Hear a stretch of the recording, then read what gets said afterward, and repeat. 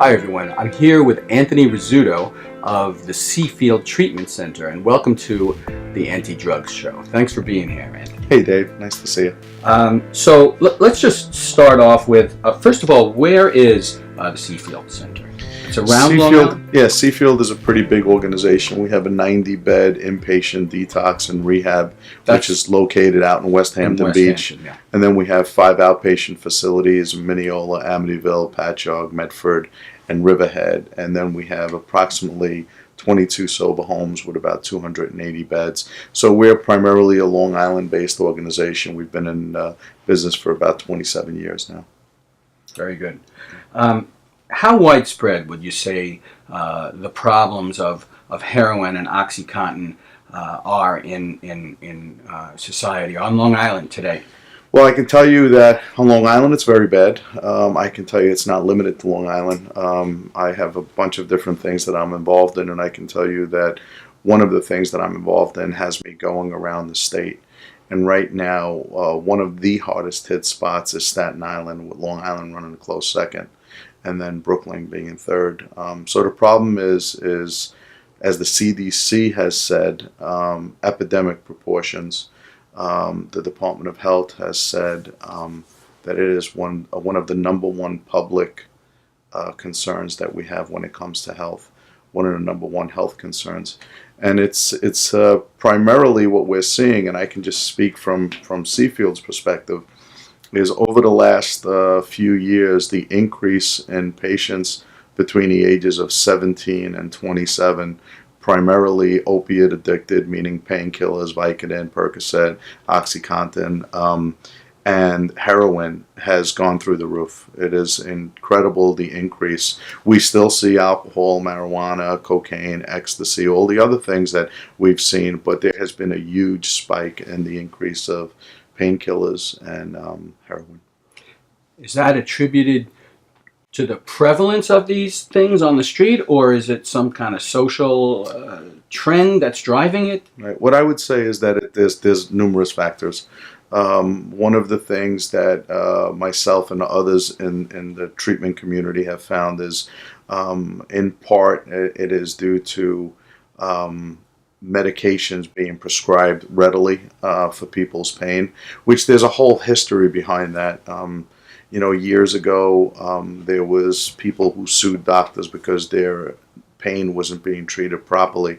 So doctors went the other way with it and said, you know what, we're just going to make sure that we keep them comfortable. In fact, JCO, the Joint Commission of Hospitals and Organizations, made it one of the vital signs where they have to test for a person's pain. So they would give a person a script relatively easy if a person, talked about pain. What would happen in some cases is a person would get a script for 30 pills, would maybe need 2 or 3 of them, and then 27 of them would be in the medicine cabinet. And then kids' friends would come over, experiment with them, maybe get addicted to them, and then realize that it was hard getting another script, and sometimes would turn to heroin. I'll just share quickly one story. I sit on the Nassau County Heroin Task Force, and one of the fellows that was on the task force with me, he had to have a root canal done, and had this root canal done. After the root canal was done, the doctor gave him a script for 120 Percocet. The average person is going to take it maybe 1 day to 2 days, and then going to switch over to Motrin or Advil or something like that, which now leaves about 116 pills in your medicine cabinet. In fact, there are parts of the country now which, when they build houses, the medicine cabinets by code have to have a lockbox in them. No kidding. Because this has been a serious problem around the United States. This isn't limited to us. Yeah. Now, time was when we were growing up, if someone did drugs or drank too much, they were a bad person, someone to be avoided. They were morally bad. Yep. So nowadays it's looked at very differently, and you have the insurance industry and the medical community recognizing this as a disease, recognizing addiction and alcoholism as a disease. Right. And what I would say is that there still is a negative stigma associated. It has Hmm. gotten better. We still need to make a lot of improvements in that regard. But addiction, there's reams of research that shows that it is a brain disease. There is some great work that Nora Volkov has done, who is with NIDA now, who just proves over and over again about how the brains of people who struggle with addiction, how they react differently to substances than other people do. You'll have two people who will use the same substance, and you'll put them under a PET scan, which is a machine that sees the energy in the brain, and you can see how one brain lights up and the other one really doesn't. And if you interview them afterwards, the reaction that both of them had were very, very different to it. So there is a lot of science behind it. And what I would say to that is that people that struggle with addiction are not bad people; they're sick people who need help. So if you have that house where there's the leftover 180 or 115 Vicodin or Percocets or Hmm. OxyContin that are sitting in an unlocked medicine cabinet, and you got a house full of kids, and they start spreading them around. I mean, of course, they are at risk for overdose. Right. But those who take a very small amount, some may become addicts and have their brains light up, and some maybe not. Right. With addiction, what we find is that we find addiction usually, in most cases, does not happen overnight. What we find is like the progression would be a majority of people will experiment with something. And then from experimentation, it might go to social use. And then from social use, some people take it to the next level, which is misuse, and then abuse, and then dependence. So it's a process. But the other thing I would say to what you just mentioned is these pills become very expensive. In the street, they're worth $1 a milligram. So there are people that are taking them not even to use them, but to then go ahead and sell them. So there is some great work being done out there. They recently had Vicodins changed from a Schedule 3 drug to a Schedule 2 drug, which makes it harder to dispense, and it has to be dispensed in limited proportions. So there is some work being done on it, but a lot more still needs to be done. One of the things that I heard was that as law enforcement and society in general cracks down on Mm. some of these pills, kids go after heroin more because maybe at that point it's cheaper or it's more accessible, and unlike taking one pill, which is sort of visually, it's one pill or Right, two pills or three pills, where you can have a handle on it. It's not as controlled. The heroin is not that the pills are controlled or right, positive in any way, right. but the heroin is maybe more directly and immediately dangerous in the sense that you don't have any idea what's in it, and they just die. Sure, there's truth to that. When you're talking about a prescription drug, it's something that, for the most part, has been FDA approved, has gone through certain standards, and people will go ahead and use that. And we have seen some sense. Recently there was an I-Stop legislation passed, which requires doctors now to check a database before they prescribe, and also to put in who they have prescribed to.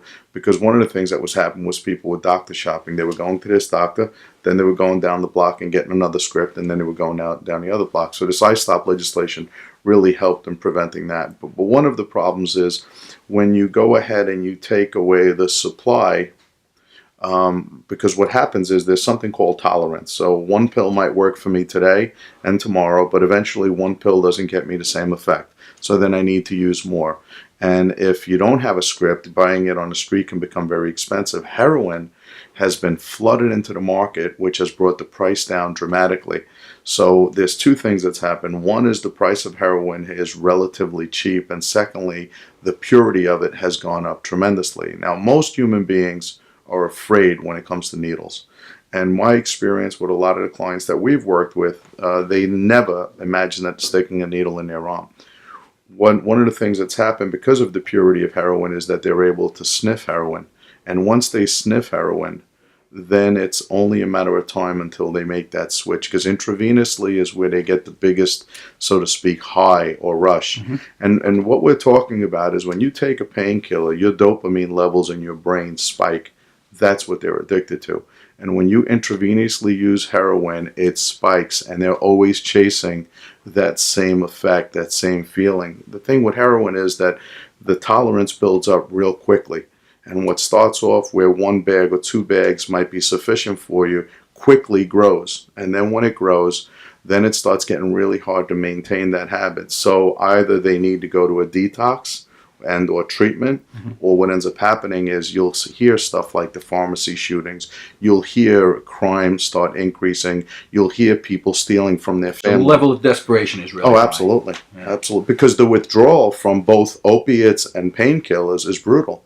It's a really bad withdrawal. You know, as a person who works in the field, when we make a phone call to try and get authorization from insurance companies for somebody who is struggling with alcoholism or somebody who is addicted to benzodiazepines, which would be Xanax, Klonopin, that kind of stuff, we usually don't have a hard time. Heroin, many times they deny it, saying that it's not life-threatening, that the withdrawal is not life-threatening.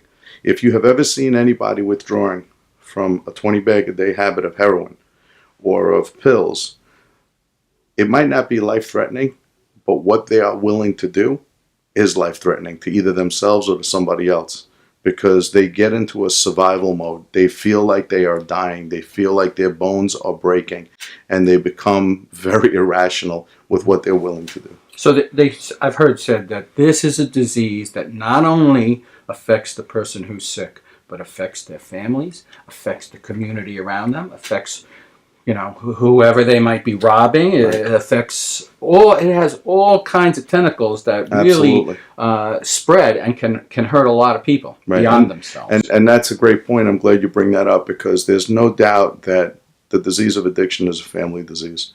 And not only, and it's not limited to the family, as you just said. What happens is when a person in the family is sick and suffering, the family starts adapting to that person's illness, whether it be the outbursts in the house, whether it be the jewelry missing, the sibling who's doing the right thing all of a sudden is not getting any attention because all of the time is being spent.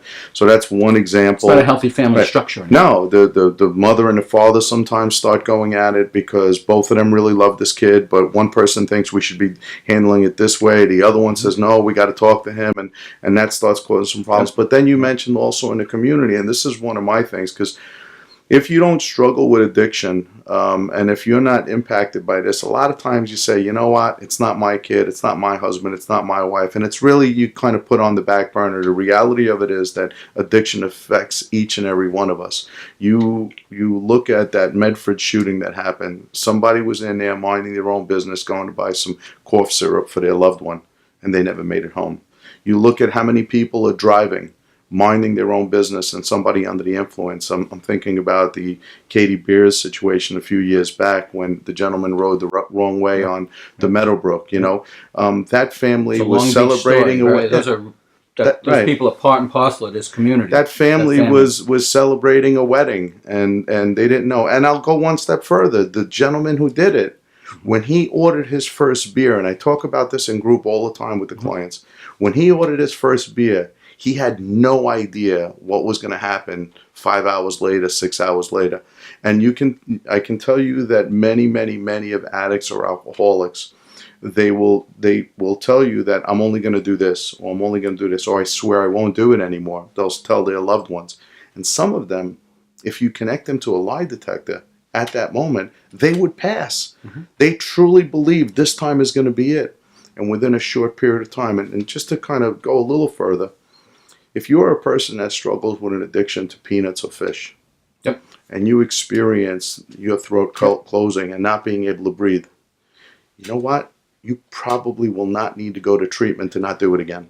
You're not chasing peanuts and fish out there somewhere. Exactly. Whereas a person with addiction, with the addiction, the disease of addiction, it is a mind, body, and spirit illness. Nor are you chasing cancer. Out there. You have some disease. You're not running around saying, you know, diabetes. I was going to say diabetes. That's a little tricky, with sugar. Right.